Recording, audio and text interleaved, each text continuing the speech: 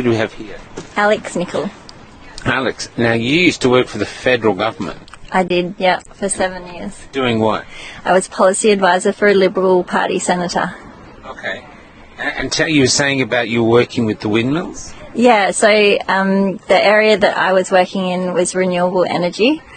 And basically, it was my job to uncover a lot of the stuff that was going on with the Renewable Energy Act, which was put in 2002 under the Howard government.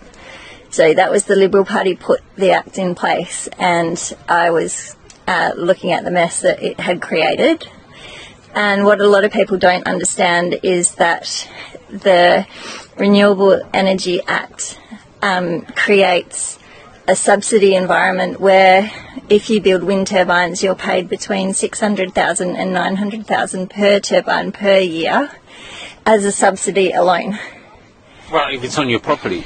No. So what happens is the wind company comes in and leases, they pay a lease to the farmer to build the wind turbines, and that in effect makes sure that the farmer is still liable for the turbine.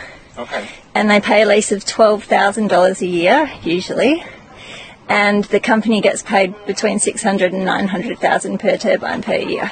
So they pay $12,000 to the farmer, but they get $600,000 Exactly. per turbine. Yeah. Which is a big incentive to put in turbines. Yeah, and the landowner takes the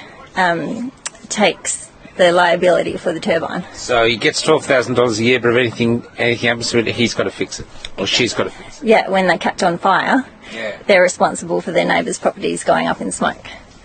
That kind of thing. Wow. Yeah. Wow. And effectively that money, the subsidy that's getting paid to the wind farms, is reaming $40 billion a year out of the Australian economy. And it's paid by everyone, every pensioner, householder, schools, hospitals, everyone. It's not just out of your tax, it comes out of your power bill. Is this why power bills are going up? Yeah. That's why So power our bills. power bills are going up to pay for wind turbines that don't work. Exactly.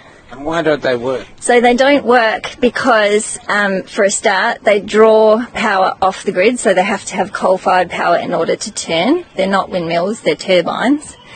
And essentially... Sorry, what do you mean? The power to turn. So when we see them turning, that's not the wind, that's the power generator turning.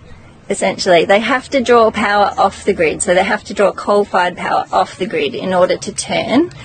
And what happens when the wind picks up, they do actually start to create electricity of their own, but that electricity is so intermittent and unreliable, when it gets back to the grid, it has to be balanced on the grid, which you can't do.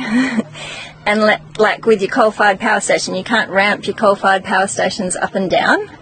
So the coal-fired power station stays at the same level because it takes 24 to 48 hours for them to get up to heat anyway, and they just let off steam as the wind comes onto the grid.